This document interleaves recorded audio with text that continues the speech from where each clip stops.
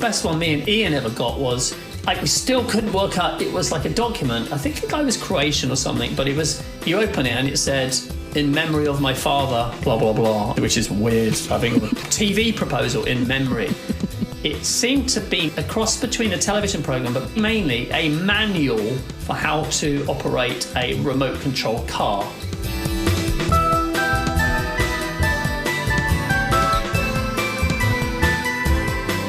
Hello, I'm Laura Shavin and this is the Offcuts Drawer, the show that looks inside a writer's bottom drawer to find the bits of work they never finished, had rejected or couldn't quite find a home for. We bring them to life, hear the stories behind them and learn how these random pieces of creativity pave the way to subsequent success. My guest this week, RobertPopper, is responsible for many of the greatest television comedy moments of the past 20 years. Possibly best known as the writer and producer of 6 series of the multi-award-winning sitcom Friday Night Dinner on Channel 4 and 2 series of the cult science spoof Look Around You with fellow writer-performer Peter Serafinowicz, he has also written, script-edited and or produced such series as Peep Show, The Inbetweeners, The IT Crowd, Him and Her, and he even wrote on 4 episodes of the hit US comedy South Park.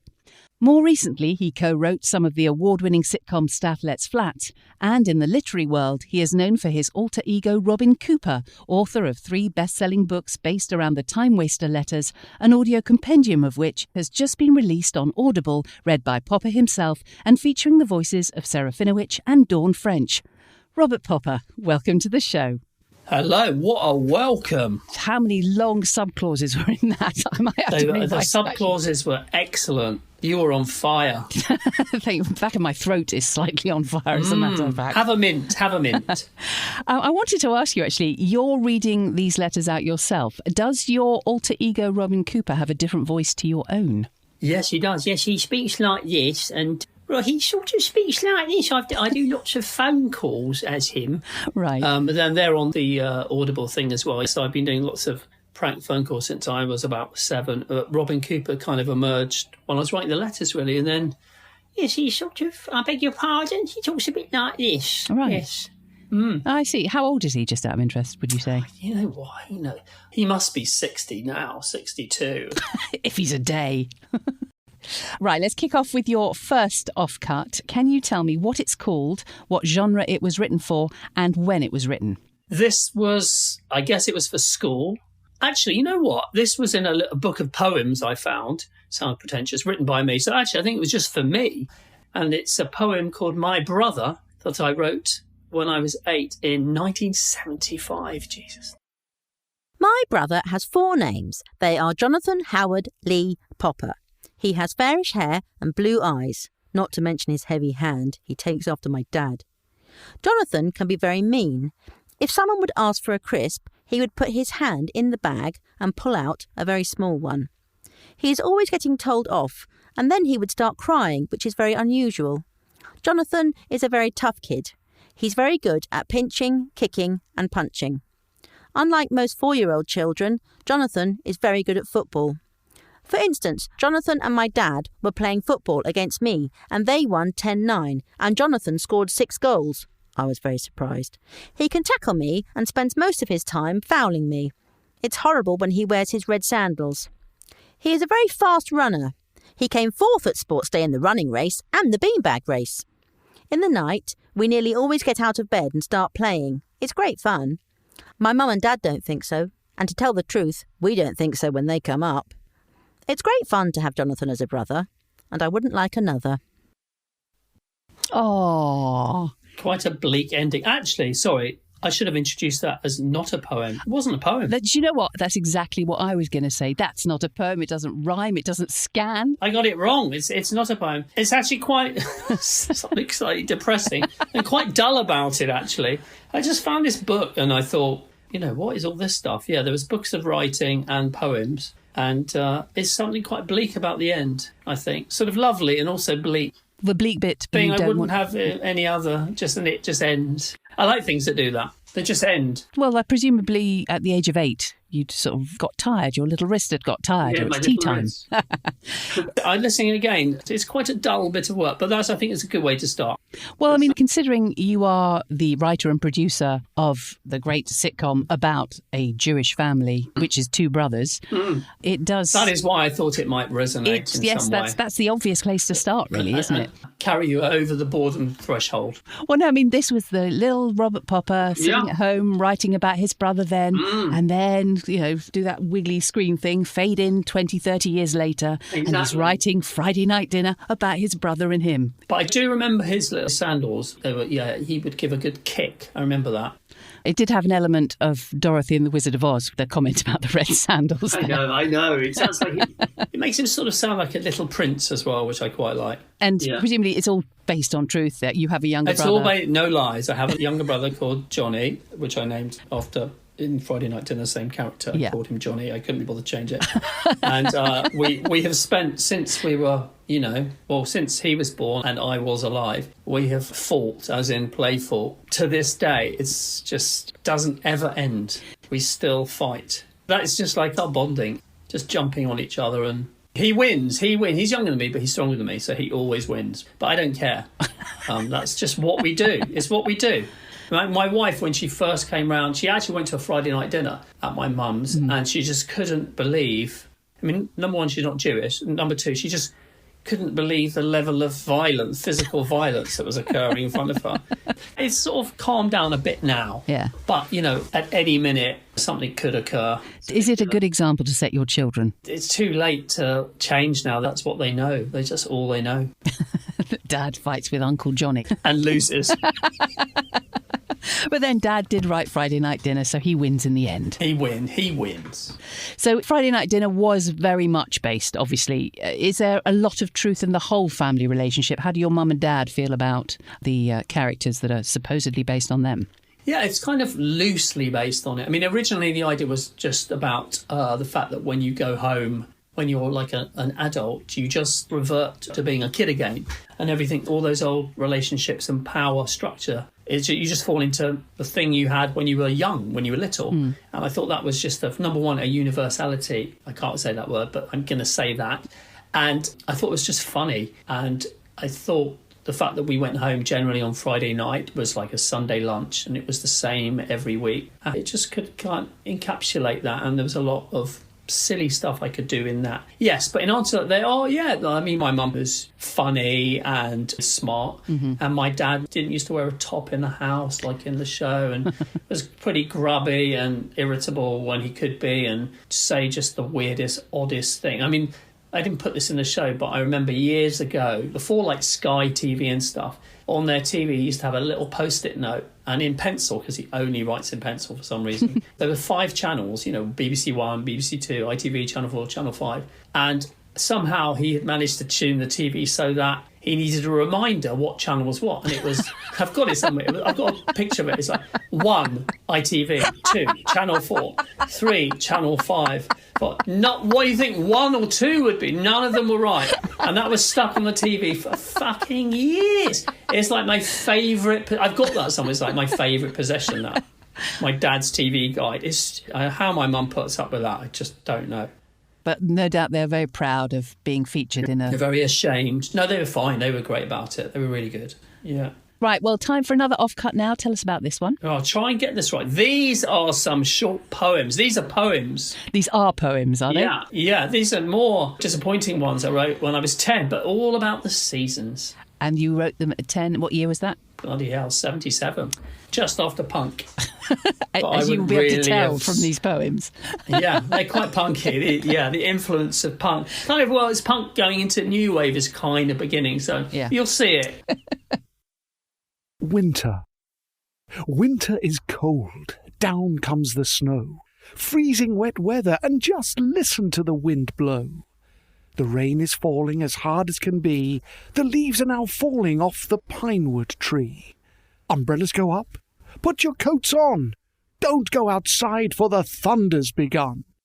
Spring. Spring is warm. Out comes the sun. People in happiness having such fun. Birds are singing in the trees.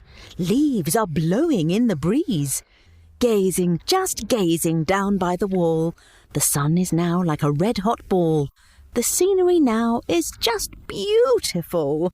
Mountains, lakes and hills are now like a square that is practically full. Summer. Birds are singing in the trees. Leaves are blowing in the breeze. The sun is shining through the trees. Hear the humming of the bees. In the nests the birds are tweeting. Worms are the food they are receiving. People lying in the sun. Now's the time not to run. School has ended once and for all.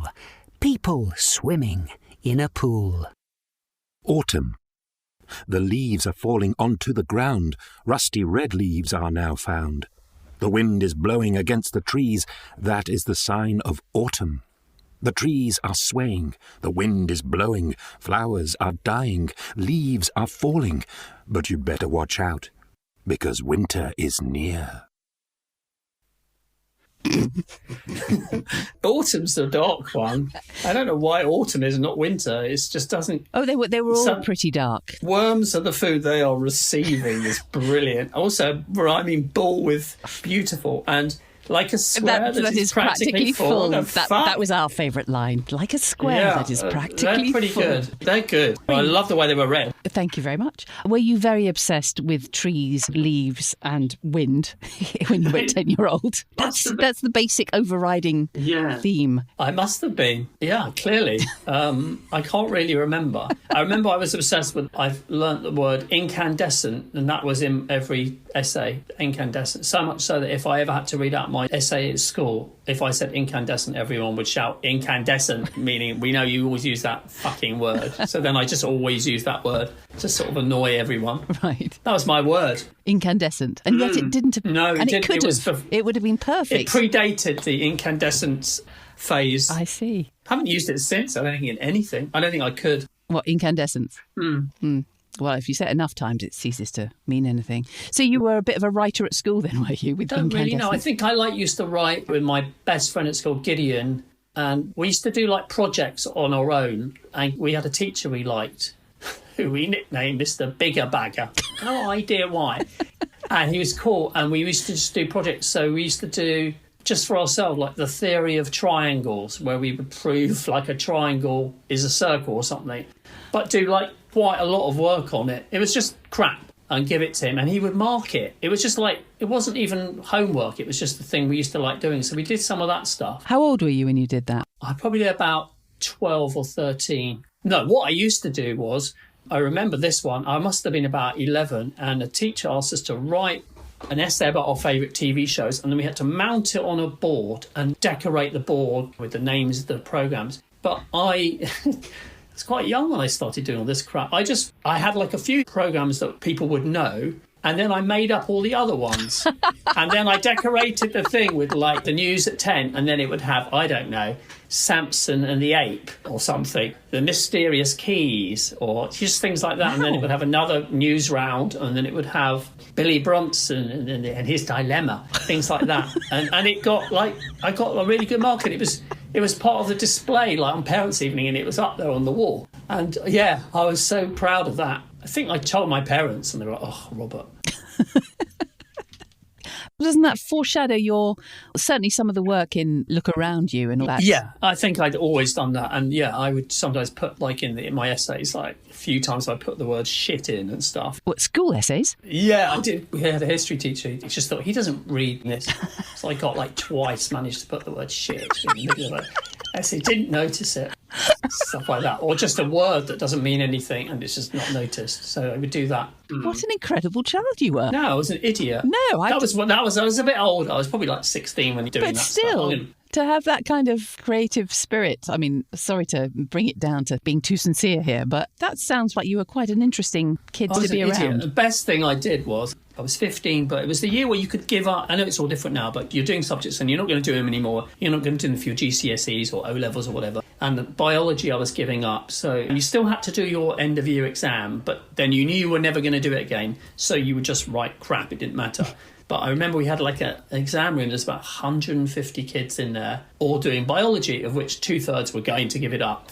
So I remember coming up with the idea that And this is before like mobile phones, and people would have watches, and often on the hour you'd hear one go beep beep like that. It was like when the first watch goes beep beep at 3 o'clock, everyone just put up your hand and asked for 4 extra pieces of plain paper, please. So it was great. So it started at 2, and when it was 3, like 75 hands just went up suddenly. It's like a bit of conceptual art, and there's 2 invigilators. Like a flash mob. A flash mob. A flash mob, that's it. And it was like, oh, hello, can I have 4 pieces of paper, please? Okay, the next person, have 4 pieces of paper, please. And it's like, they can't say what the fuck's going on because people are actually doing the exam. That was great. That was what the best bits of school, all that stuff. OK, moving on now. Let's have your next offcut. So this is a fake CV I wrote in 1993 when I tried to get a job in comedy and TV, didn't know anyone, so I thought I would do this. Name Robert Shaku Popper. Marital status single. Nationality British. Background November 1970. I was the sole survivor of an air crash in the forests of British Columbia, Canada. Reared by wolves, I lived for 12 years in the Canadian forests, hunting, gathering and learning the ways of the wild. In 1982, I was rescued by English missionaries and taken to start a new life in Edgware, Middlesex. Education. I have little formal education, save what I learnt in the forests of British Columbia. I can read and write English, am numerate, and can dress myself. Employment. January 1984 to January 1986, Nesbitt's Pencils Limited, Nesbitt House, Mahogany Road, Perryvale. Having lived among forests, I've always felt a natural affinity towards trees and wood. Thus, a position with a pencil manufacturer seemed appropriate. I worked in the factory, moving from the blunting department through to sharpening. Reason for leaving. I found the nature of the work personally upsetting. March 1986 to February 1990, Glossop Syrups UK, Smedley Way, North Harrow, Middlesex. On leaving Nesbitt, I believed it was a natural progression for me to move from pencils to syrup. I worked as part of a team developing new flavours, and in addition to increasing sugar content in all of Glossop's syrups and treacles, I helped introduce a further range of products, Glossop's Industrial Syrup, for the aeronautical industry. I produced the in-house bi-monthly magazine Success with Syrups. January to February 1990. Health and Safety Officer. Reason for leaving. Boiled.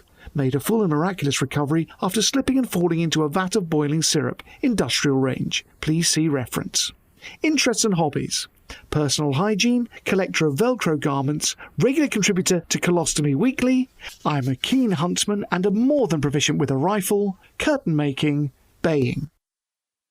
Now, there was a further addendum to that CV, but we didn't have time to get that recorded, unfortunately. So tell us about this very strange CV. Well, I decided I wanted to go find work in TV and comedy. I didn't know anyone, and I didn't know how to get in. What were you doing at the time? Where were you? I was playing guitar in a band that was just a band. That wasn't a famous band, and we used to just argue the whole time. And because I played guitar since I was like 7, and that's all I ever wanted to do. And I realised I don't want to do this anymore. And I remember Alan Partridge was on the radio, Knowing Me, Knowing You, and Today was on the radio. And I was thinking, oh, this is so good. I really want to do something like this. So I didn't know anyone. I remember my parents knew someone, a friend of a friend, whose son worked on Esther Ranson. And I think that was useful. But he gave me some advice. You need to write to producers of shows you like. So I then found out some names and I wrote to them. And I thought, well, they don't know me. Like, everyone sort of wants to work in TV, don't they? So then I suddenly thought, well, I'll just make up a CV that looks completely normal. So at the beginning of that CV, it has my name and address. And then it suddenly, although Robert Shaku Popper was a bit of a giveaway. Well, that was one, like, tiny hint there. And they also had another job of me working for a company called Purine, that was it. Yes. Which is basically, you realise it's just they're rebottling piss. And the references from the guy, it's just printed on prison paper, Pentonville Prison. And it basically says, I'd like to also add that I too am available from work as from like 20 years in the future. I was so proud of that. To this day, it's like maybe my favourite thing I've ever written, because it got me like through so many doors, and it got me to the comic strip Presents, which was Peter Richardson, who's a genius. And he said he wanted to meet me, and I came in and I just heard him shout, "Bring me the Wolf Man." And so, yeah, it got me into, like, that was my way of getting to meet people. basically writing stupid, made-up things is what early on got me into places. So you sent him your CV, you got an interview with him, and you started working at the comic strip. Well, it wasn't really an interview. It was weird because I walked into the comic strip and I remember it was like sort of slightly stepping to Sesame Street. It was like all higgledy-piggledy or like quite grotty and dirty and run down. Like the young ones. Yeah, kind of, yeah. It was a bit. And I went upstairs and he was there with like some young comedy people, all older than me. And he said, oh, sit in, we're just doing some ideas and script things. I went, okay, and they were smoking dope. And I thought, wow, this is fucking great. I want to work here. This is just so, what, this is a job? And there was no mention of a job. He said, oh, we loved your CV. And then they were being funny. And then... Did you join in? Were you asked for your opinions? I think I did a bit, yeah. I think I did a bit. I think he liked me because he was looking at me a lot for like, oh, is this funny? And at the end of it, oh, thanks for coming in there. Thank you. Because he's so vague, Peter. He's lovely. By then, I'm like, okay, right, so... what should I do? He said, well, maybe like just come tomorrow or something. So I thought, okay. So I just turned up tomorrow and I remember like someone that was working there said, what you have? I said, oh, I'm starting today and my job starts today. I'm working with Peter. I went, oh, because I hadn't been given a job. So I sort of bullied my way into getting a job and I got a job as like a runner and his assistant quite early on and with like crap money. But I sort of just kept turning up. I think he couldn't even remember that he said, definitely come. But then I worked there for 2-3 years. And yeah. Did you ever get to do any writing, any creative stuff? I did a bit of writing with him on a film that we didn't make. And, mainly like assisting him on the writing, but also kind of chipping in and just learnt loads watching him write. So, yeah, it was really cool because it was quite punky and it's quite rock and rolly. Just because, like, you'd be there and then... someone would walk in, your door, you buzz, and it would go, it's Jeff. And you go, who's Jeff? And like, it's Jeff Beck, the guitarist. He's Peter's best friend. And I go, I recognise you. You're Jeff Beck. Hey, it's Pete there. He's upstairs. And then the phone would go, hi, it's Kate Bush here. It's Peter there. So, when you're like young and it's like, fucking hell, it's Kate Bush on the phone. That sounds like the best job in the world. It was really intense because you work really long and... yeah, it was fun. It was like, I remember like living in his family house for a while we were writing and stuff like that. So it's all like intense and mad, but it was great. Yeah, it was great. Okay then, next offcut, please. What's this one? This is from Mein Kampf. No, this is from this is from 1993. It's a letter I wrote to the fictional character Alan Partridge. Dear Mr. Partridge, I am writing to tell you that up until recently, driving on the A41 had never been so much fun. Every Tuesday night between 6:30 and 7 p.m, this perfectly ordinary Honda Quintet owner would be transformed into a sniggering, incoherent idiot, oblivious to the outside world or indeed the outside lane. From the moment your aha signaled 30 minutes of guaranteed stupidity, my body would begin to display the classic symptoms of rigor mortis. My grinning face, screened in numerous car mirrors, seemed to drive us to suggest that I was either in sheer awe of the Brent Cross flyover or merely enjoying the company of a very funny yet invisible passenger. In a sense, these motorists would be half right. With so much free parking, Brent Cross is the ideal place for family shopping. What I'm trying to say, in a roundabout manner, is that I found your show, Knowing Me, Knowing You, extremely funny. Now, you may have gathered, possibly from the eye-catching golden envelope, courtesy of the Eric Morley stationery collection, that I have been trying to grab your attention. The reason is simple. I would like to work with you and your team of writers on any of your forthcoming projects in any capacity. I cannot offer years and years of experience of writing for radio. What I can offer you, however, is an enthusiastic love of comedy, a sharp original mind, an ability to make people laugh, and a vivid and surreal tortoise imagination. I'm 25 years old and have a degree in languages from Manchester University. For the last year, I have been playing guitar in a jazz rock band and have performed live in London and in Manchester, although unfortunately we have never quite broken into the Norwich music scene. I have in my time produced several comic magazines, written sketches for school and university reviews, acted in an Oscar-winning short film, and I was once Cecil from Watford, King of Trivia, Hertfordshire's most boring host on a local radio station. You will find that I have an eye and an ear for the ridiculous, and another eye and another ear for the ludicrous. I can also offer a lift home to anyone who lives off the A41. Yours sincerely, Robert Popper. P.S.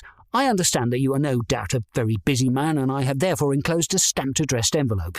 P.P.S. In case you find yourself totally tied up at the moment, I have also taken the liberty to write myself a reply letter on your behalf. You will find this inside the enclosed envelope. Now, we couldn't fit... That is so embarrassing. It sounds like something written by Noel Edmonds. Well, we chose to read it in that way. No, it's good. I'm glad. I know it's embarrassing. Sorry. We didn't want to do an Alan Partridge impression, obviously, and we just wanted the energy in the letter and the enthusiasm. It's so overly written, and oh my God. No, I knew it was embarrassing, so I thought, well, I want to put that in. It's just, I haven't been humiliated enough in my life. No, it's just, I mean, the cute moment is probably I have a vivid tortoise imagination. I thought, okay, that's all right, that one. But the rest of it is like, oh God. My favourite one was the outside lane reference, the outside world. Yes, That was a good one. And also, I can offer anyone a lift. All the car jokes got me, basically. Yeah, this is the same time when I wrote my CV, I think. I wrote to him by his agent or whatever, but I put them in gold envelopes. I bought gold card or something and covered the envelopes in gold because he'd remember me. And then I wrote like a letter from Alan Partridge back to me in there. So he would go, oh, he can write Alan Partridge. And then I just kept doing it. I know Steve now, not good buddies, but I work with him, I know him. But he often says, oh, I found another one of your gold envelopes in the loft the other day. So how many letters did you actually write to him then? Quite a few. So this was just one of many? Yeah, there was a few I wrote to him, yeah. And then they phoned me, I think, and said... Stop writing to us. Left a message, stop writing to us, please. And they said, well, we're doing a TV show. I don't think we're going to look for new writers, but if you want to write a script...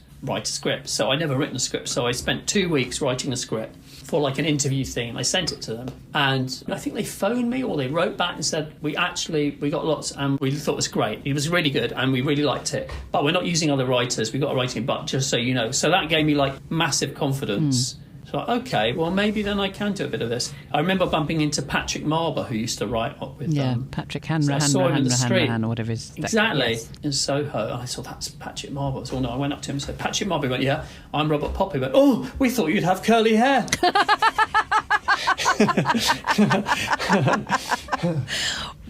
How brilliantly surreal. So it wasn't directly successful as such. It didn't actually get you a job like your CV Oh, no, did. I didn't get a job. No, but it gave me a bit of confidence. Like, okay. So were you... they're both from 1993. So in what order? That's me trying to break in. So what happened? You sent them both off at the same time and then you got the job at Comic Strip? I think or? I probably sent them at the same time. Something like that. So you were actually fine because you were working at the Comic Strip at that point? Or that was before I think that might have been before the Comic Strip. I think this was probably just before the CV went out. But yeah, it's kind of around the same sort of time, yeah.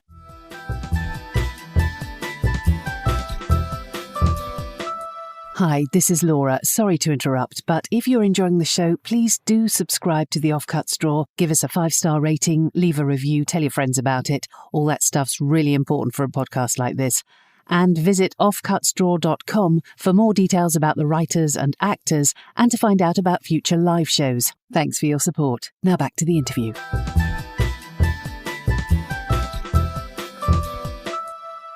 You actually went on to be a comedy commissioner yourself for Channel 4. So you presumably, having mastered the art of attracting employers' attention, the boot was on the other foot, tables were turned, etc. And you were on the receiving end. Did you get a lot of similar stuff yourself? People sending gold envelopes, etc. Yeah, people did send some like cool things like food. You got a lot of food and biscuits and chocolate, which would go in the bin because they obviously might be injected with... acid. And but I used to get... Well, I instigated the Nutters file, and which was the like the worst. So obviously, when you were there, I never thought I wanted to be a commissioning editor or anything like that. But at Channel 4, I liked the comedy on there, and I got asked in for a meeting. I didn't know what it was about, and then I realised. I sort of said, "What is this meeting about?" I said, "Oh, we're looking for a comedy commissioner. Are you interested at all?" I've never ever thought about that. And then the more he spoke, this is Kevin Ligo who used to run it, and he runs ITV now. I suddenly thought, I really like this guy, and I really liked Channel 4. It seemed like a good place when you walked in, compared to like walking into the BBC, which sort of feels like a cross between, I don't know, a hospital and a prison.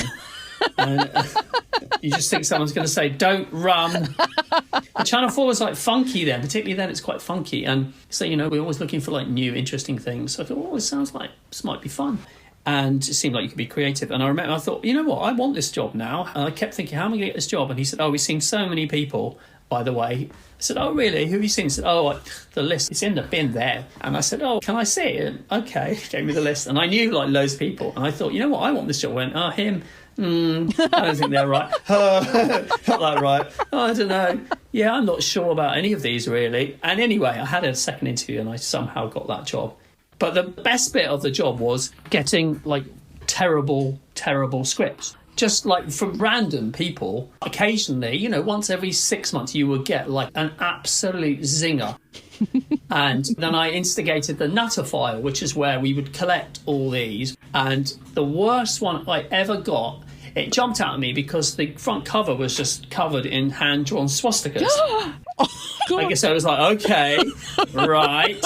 But it wasn't like he wasn't a Nazi because it was about the war and Hitler. And if I can summarise it, I've got to work it out. So it was something to do with, this is his made-up story, was in the war, so Britain are losing the war, and it's like early 1941 and the Germans are doing very well and it looks bleak for Britain. And then a dog, I don't know if Winston Churchill finds this dog like an Alsatian, which has a birthmark on it like it's fur, which is shaped exactly like a swastika. Right. And they think, Hitler loves dogs. If we could train this dog, this is at the time when Hitler is deciding whether he should invade Britain or the Soviet Union. So if we could train the dog to salute, give a Nazi salute, when Hitler mentioned, shall I invade, in German, of course, somehow, Britain or Russia, and the dog salutes at the Russia bit, then he'll do that. So they send the dog over somehow into like Germany and let it run near where Hitler is. He finds out, and it's like, Gott im Himmel, this is a sign. And the dog salutes him. So that's his dog. I've got this in my fucking loft, definitely, because I saw it the other day. I don't know why I haven't got it in front of me. It's covered in swastikas. Anyway, so we got the scene. I remember the scene so well because I read it loads. Yes. Now, gentlemen, this is when we decide if we should invade Britain or the Soviet Union. As if anyone has ever said that. So he has on his table the map of the world. And shall we invade here, Britain or Soviet Union? And the dog jumps up and salutes over the Soviet Union. That is it. It is Providence. We invade Soviet Union tomorrow. And from that day, Britain was saved. And, never mind Soviet Union, blah, blah, blah. And there's I think it ends with there is a statue now of him saluting, like the Nazi salutes. Yeah. Of the dog? There's a statue of the dog saluting? In the story, I think at the end it says, and to this day, a statue was erected to the dog, and So was this a comedy pitch, just out of interest, or was it? Because it was sent to you, your comedy commissioner. Maybe it was. It didn't seem like a comedy. The other baffling one, which was brilliant. I used to work there with Ian Morris, who went on to co-write the Inbetweeners, and the best one me and Ian ever got was.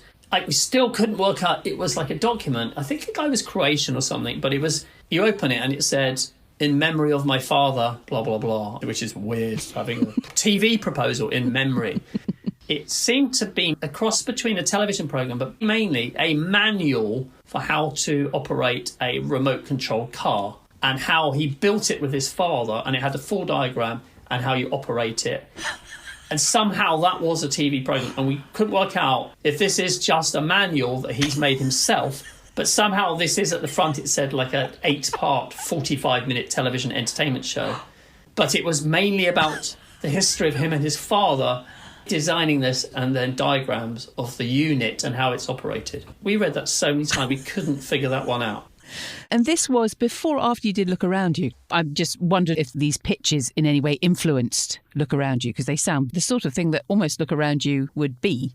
I mean, maybe, but I've always been attuned to, stuff that's brilliantly badly written. I love that. Just things that's so misguidedly wrong, but, earnestly done. Yeah. I mean, we used to get some unbelievable things, game shows as well, that were just absolutely awful, with, prizes that were, £30 million. What the fuck's going on?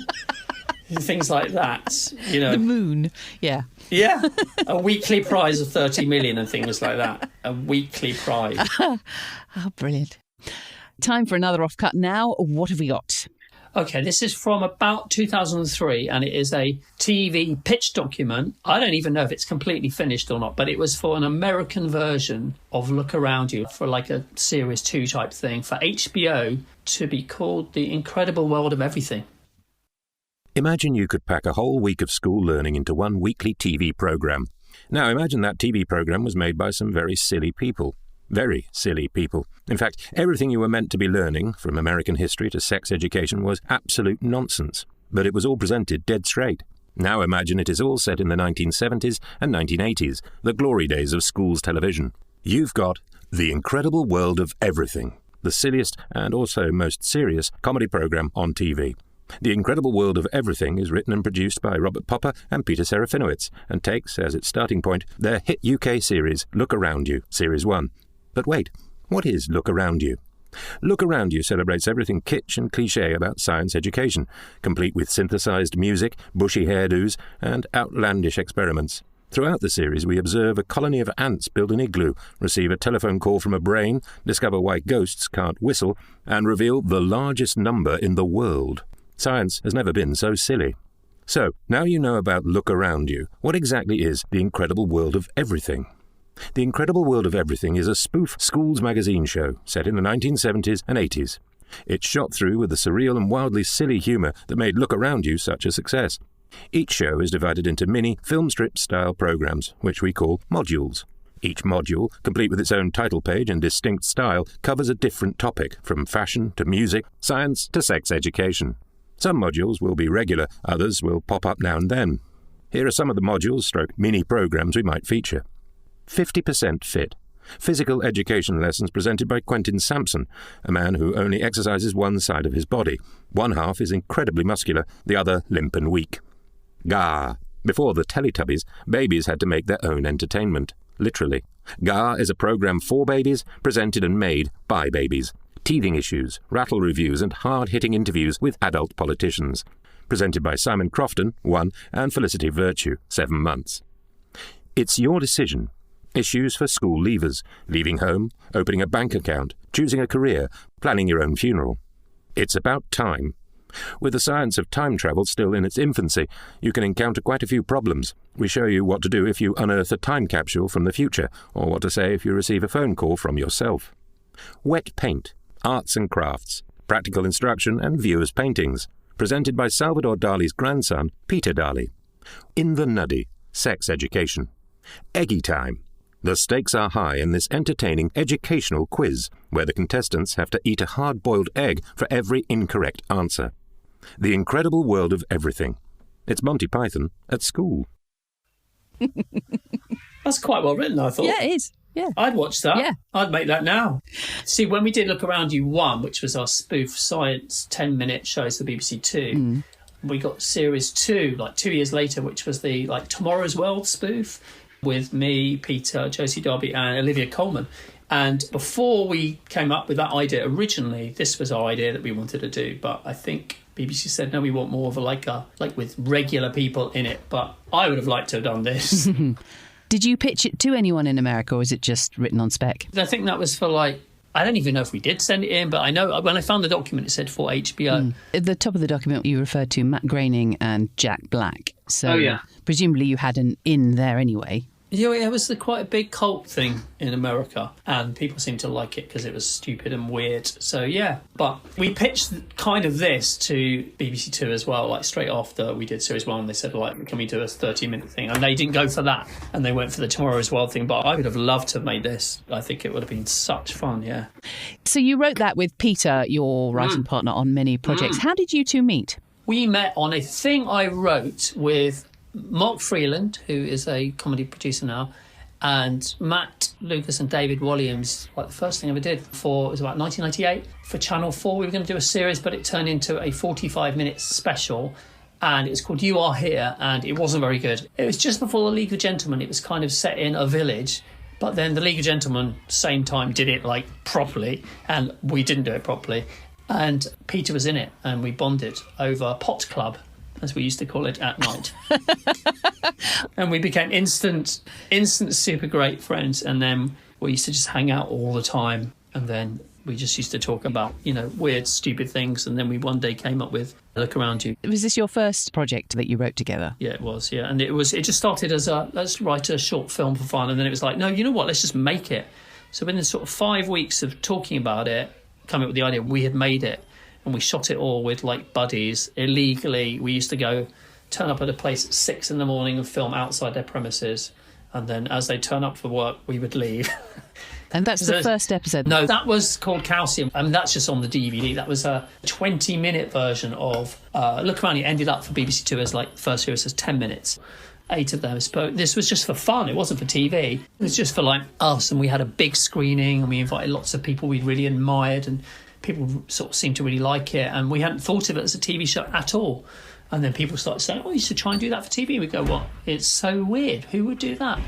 And then eventually Talk Back, the production company who did The Day Today, and Chris Morris and Alan Partridge, they got in touch and we loved them. And they said, we're going to take this to the BBC, we'll have a go. And we're like, OK. And then we had a meeting with them and they said, we'd like to commission a series. And we're like, really? OK. And we'd like to do 6. And then I went, how about 10? And they went, all right, 8. And go, OK. Wow. So it was kind of different then. I mean, if you don't ask. So, yeah, it was great fun. It was the most fun I've ever had in my life ever doing that with Peter. OK, let's move on to the next offcut now. This one is... Right, this is called Peter and the Wasp. And it's a bit of a script written by me and Peter Serafinowicz in 2004. Interior, Piggy's Cafe, day. Peter is sitting at a window table with his best friend Wasp, who is a wasp. Peter is absent-mindedly doing the crossword puzzle. The wasp is crawling over a menu. So, have you decided? Not yet. Don't rush me. I'm not rushing you, I'm just hungry. So am I. Look, could you do me a favour and see what the specials are? All right. The wasp flies up from his spot on the table and over to a blackboard with the specials of the day written on it. He hovers in front of the board, slowly getting lower as he reads the information, then buzzes back to the table. They've got Thai beef curry. OK. A vegetable bake. Mm-hmm. And a chicken and mushroom pie with... Oh, hang on. The wasp flies over to the board again, has a quick look and returns to the table, passing a woman who gently swats him out of the way. Garlic mash. Oh, thanks, man. A confident, bubbly waitress walks over. This is Elaine. Peter and the wasp both secretly fancy her. So, are you two going to eat anything today? Yeah, sorry, Elaine. I think I'll just add some toast and another coffee, please. No problem. And you, my dear? Do you do... Oh, your hair looks nice. Oh, thanks. It's in a nice style. Come on. Do you do ants' eggs? No, I'm afraid we don't do ants' eggs. Do you do beetle grubs? Elaine shakes her head. Do you do baby nymph flies? Look, you know they don't do that sort of food in here. This is a human restaurant. Elaine smiles at Peter. All right then, I'll just have a bowl of chips. Man, you're not getting a bowl of chips. You only ever eat a tiny little bit of one chip. But I'm hungry. I'm really sorry. It's because you're here, you see. He's just showing off. Don't worry, it's fine. I'll just have a nut. OK. Thank you. Elaine leaves. A moment later, another waitress, Jenny, places a mug of coffee in front of Peter. Thank you. Peter goes back to his crossword. You made me look a right idiot then. What? With Elaine. Well, it's your own fault. Peter fills in a short answer. Suddenly, the wasp, buzzing loudly, flies onto Peter's arm and stings him. Ow, shit, man, what are you doing? Ow, that really hurts, man, you little bastard. Well, it's your own fault. I would never do anything like that to you, never. You know what? You can be really nasty sometimes. Big deal. Oh, big deal. Right, well, tomorrow I'm going to take you to Dr. Simon and have your sting removed. You won't. I will. Well, I'll sting him. You won't. I'll sting him and everyone else. If you sting anyone again, then that's you and me finished. I mean it. I mean it. End of friendship. Really? None of my friends treat me like that. Well, none of them have got stings. This isn't funny. I'm sick of it. You can move out of the flat and we'll never see each other again. Right? Peter goes back to his puzzle. I'm sorry. Sometimes I can't help it. You can help it. It's my enzymes. It's not your enzymes. You always say that. Jenny comes over with some toast and a nut. OK, guys, who's having what? I loved this, I have to say. It made me laugh all the way through the recording of this. You know what? I really love that too. That was Alex Lowe, isn't it? It's Alex Lowe. I love Alex. Thanks for doing that. That was brilliant. I really enjoyed that as well. I was going to play the Wasp. He's sort of actually... That was going to be my first question. What did the Wasp sound like? I'll sting you. Well, they don't have stings, do they? Yeah, that was sweet. That was fun. I remember we went and pitched that, and we did a read in the office, the BBC, and I did the voice. The end sort of just looked at us like, okay. I was like, that would have been funny, man. So what happened in the rest of the episode? Because that's obviously just a little... I don't even know if we wrote the rest of it. It was just that scene. Maybe, who knows? Maybe that was like a sample scene and we went and pitched it. It would have been funny. I don't know how we'd made it, but it would have been funny. Peter and the Wasp. Yeah, it's a great title. I thought it sort of had a normal yet surreal feel like you can have in certain animations. I can imagine it would obviously be a lot easier to animate than it would to be... Yes, it would be. to get a Wasp co-star. Yeah. But, train a Wasp up. But I like the fact the Wasp is sort of irritable sometimes, you know what I mean? Yes. But they were really close, you know? Yeah, they were best friends, yeah. Yeah, it was sort of sweet as well. Yeah. But have you written for much animation? I mean, apart from South Park? No. So South Park was your only animation that you did? Yeah. No, I don't think I have, no. Okay, so how did you get South Park then? I worked a bit in LA and I got to know Matt Stone from South Park as a buddy, and he used to tell me, sometimes we go on like a little retreat, like me and Trey Parker and the producer, and I think there's like 3 writers generally on South Park, and we sometimes bring a buddy along and we go away somewhere like really nice in California for like 3 days and we just talk crap. And I used to think, please ask me one day. And then one day he sent me an email, hey man, I mentioned blah, blah, blah, would you like to come? I was like, oh, please. So we went to like somewhere really nice in Los Angeles, and I rewatched all of South Park, and he said, don't do any work. And it was just, I think, like an hour a day of talking crap. I think what it is, because South Park they make in 6 days, and they don't really know what they're going to do. So I think it was like, if we happen to have any funny ideas that could be used as backups, that's useful. But I think it's just fun, and it was great. And then they asked me to come on, join the series. But you don't write on the series. And I could only go for like 4, by the time my visa was done, 4 episodes. But it's Trey writes it. It's Matt and Trey. Mm-hmm. And Trey is the one that then goes and writes it. So you're in a room from 10 in the morning to 1 in the afternoon. 3 hours, that's all you do. Yeah. They carry on working, and the night before the show goes out, they work the whole night, so a whole day and night. But the other writers, they're there just for literally 3 hours a day. It's brilliant. And no one has a pen. There's no computer. You never see a script. And it's Trey going, okay, what are we going to do? I had an idea, maybe this. And he just walks around the table, pacing. And I realise you just have to like facilitate Trey's genius brain, because he is the most impressive person I think I've ever met in comedy. And when he has 3 scene ideas, he will then write on the board, like in 5 words, Cartman bunk school, 2, the police look for Cartman, 3. He has like 3 scenes, and then he goes, okay, you go now. And you go at like 1 o'clock, back to your hotel, whatever. And I remember the first day, the writer's saying, oh, you wait till you come in tomorrow. I go, why, just see? So you come in the morning. They go, okay, oh, yeah, so I did a bit of work on those scenes. And you think, you're going to see a script? Go, follow me. And you follow them into like the edit suite. And they've done it. They've made those scenes, which often don't bear any relation to what was discussed. They voiced them, done the music, and they're ready. They're done. Oh.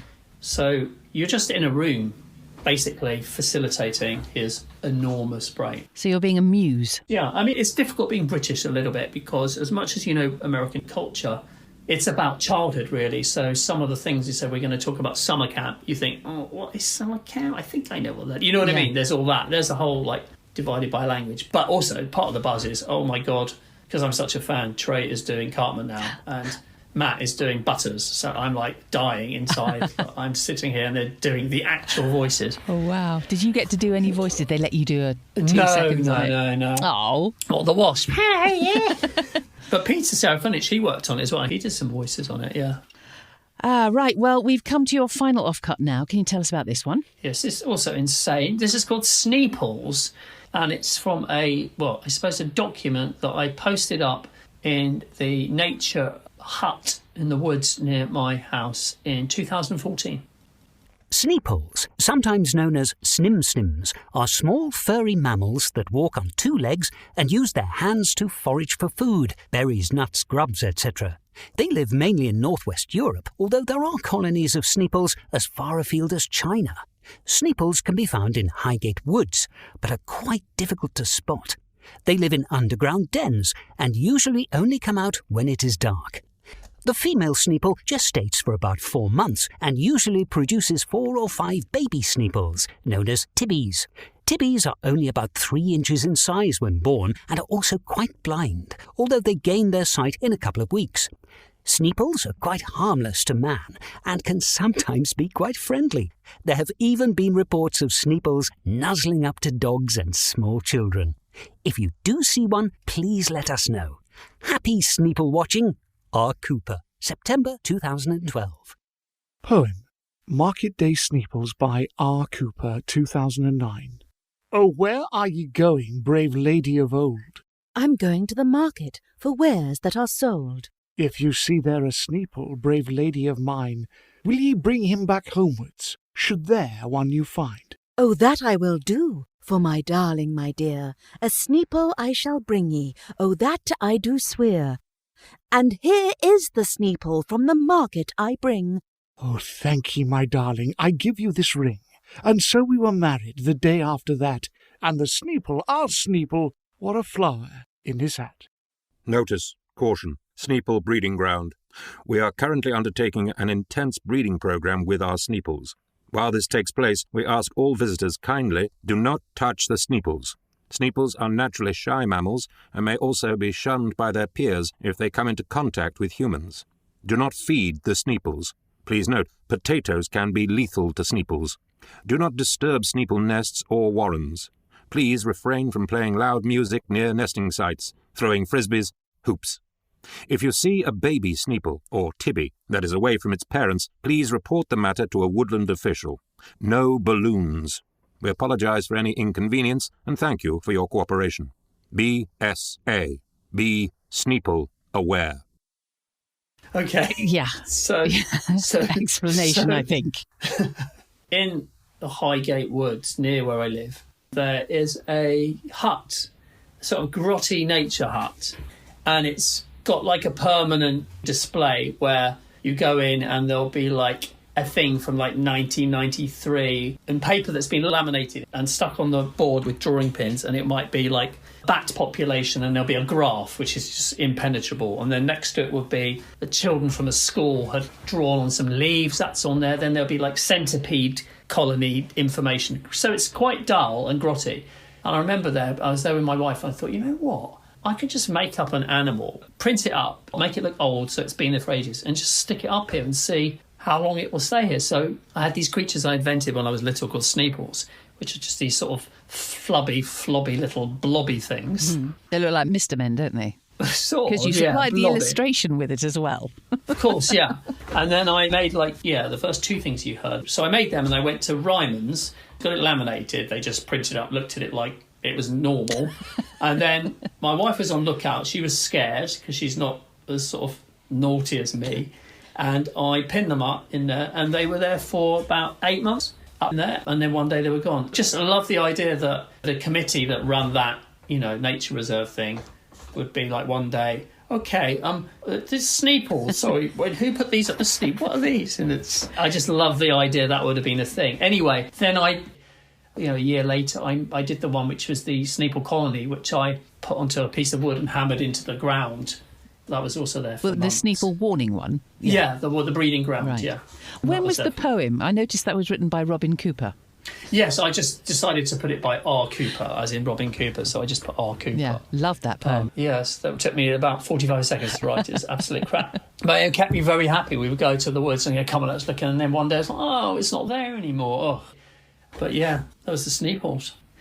But this Robin Cooper, we didn't really talk about him. We mentioned it earlier. He is the character that writes the Time Waster letters that you've had 3 books. Yeah, they were stupid letters. Generally, the stuff I do starts as you can tell, sort of hobby. And in 1999 it started. I got a brochure from this garden furniture catalogue, and I had a small flat. I didn't have a garden. I kept getting it. So, you know what, I'm going to write back to them. And I said that I was a garden furniture designer and I have an entire range of scarecrows made from beef. Would you be interested in seeing them? And I just signed it Robin Cooper on a whim. And they wrote back, we would be very interested in seeing your scarecrows made from beef, ? So I wrote back and said, thank you. Oh, I noticed I wrote beef. It must be a spelling mistake. They should, of course, be scarecrows made from Beal. B-double-E-L. No such word. And then I did my diagrams of these like ridiculous scarecrows that were apparently based on Roman themes. And then they wrote back, and I thought, oh, this is great. And then I just started writing more and more, and I found this book called the Directory of British Trade Associations and Hobby Groups. So it would have like the British Marble Collectors Society, the British Lizards Association, the British Mustard Society, blah, blah, blah. And I just started writing to them. And they'd write back because they didn't get letters. And it was just a hobby. And then I used to just print them out and show them to my friends. And I did more and more and more. And then it eventually, after like trying and failing, they became books, yeah. Well, we've almost come to the end of the show now. Final question. Are there any offcuts that you've still got that you haven't shared with us today? You know what? I have got quite a lot of other scripts with Peter that we wrote. But there's some like other episodes of Look Around You that were never made. There's animation about hexagons. There's an animation which I love to do, which is about a piece of carbon, a piece of litmus paper and some iron filings called The Three Friends. And they go on like a Tudor medieval mystery, which is great. That is fun. And then there's, we wrote some scripts for our fake religion, Tarvuism. We wrote a full fake Tarvu church service. I could have actually done that one, actually. And yeah, there was quite a few, actually, but I was just being picky and fussy and not wanting to give too much away. I don't know. Well, fair enough, because you may decide to redevelop them. But you had the Sneeples. You got the Sneeples. We've got the Sneeples, and we've got Peter and the Wasp. Oh. And also the Look Around You, the incredible world of everything. There were some really good ideas in that. And also the poems about the seasons, which are going to probably become like part of the English syllabus, I imagine. Yes, I would think so. A-level, not even GCSE. Worms are the food they are receiving. Yes, that's... what was that thing about square? Like a square that is practically full. What was it talking about, though? What was the bit before? I imagine it will either be leaves, trees or wind. Trees or, yeah. It's mainly breeze and trees featured very heavily in those poems. Yes. Yeah.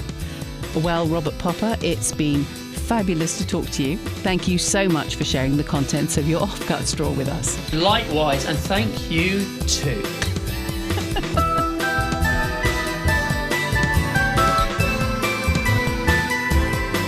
The Offcuts Drawer was devised and presented by me, Laura Shavin, with special thanks to this week's guest, Robert Popper. The Offcuts were performed by Alex Lowe, Lizzie Roper, Toby Longworth and David Holt, and the music was by me. For more details about this episode, visit offcutsdrawer.com and please do subscribe, rate and review us. Thanks for listening.